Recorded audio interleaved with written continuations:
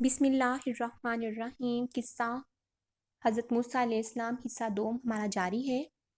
اس سے پہلی ویڈیو میں تھا جی حضرت موسیٰ علیہ السلام کے دو معجزات اور اللہ سبحانہ وتعالیٰ سے انہوں نے اپنے لیے دعائیں مانگی تھی اور اپنے بڑے بھائی حضرت ہارون علیہ السلام کے لیے دعا مانگی کہ ان کو بھی میری مدد کے لیے نبوت عطا فرما،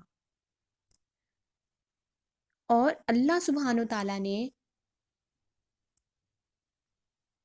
حکم دیا کہ فرعون کے پاس جاؤ کیونکہ وہ سرکش ہو گیا ہے، اور اس سے نرمی سے دعوت دینا۔ آج کا ہمارا ٹاپک ہے حضرت موسیٰ علیہ السلام فرعون کے دربار میں۔ حضرت موسیٰ علیہ السلام اور حضرت ہارون علیہ السلام نے فرعون کے دربار میں پہنچ کر اس سے فرمایا کہ ہم تمہارے رب کے بھیجے ہوئے رسول ہیں، بنی اسرائیل پر ظلم و ستم بند کرو اور انہیں آزاد کر کے ہمارے ساتھ بھیج دو۔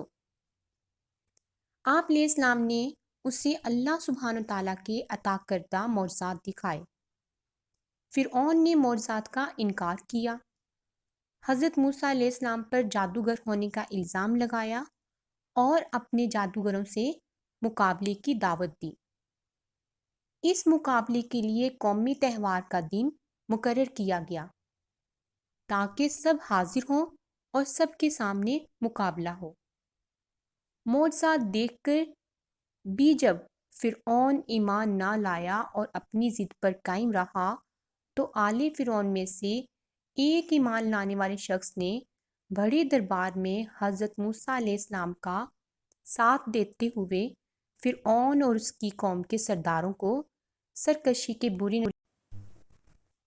برے نتیجے سے ڈرایا اور ایمان لانے کی دعوت دی۔ Thanks for watching, subscribe my YouTube channel. جزاک اللہ۔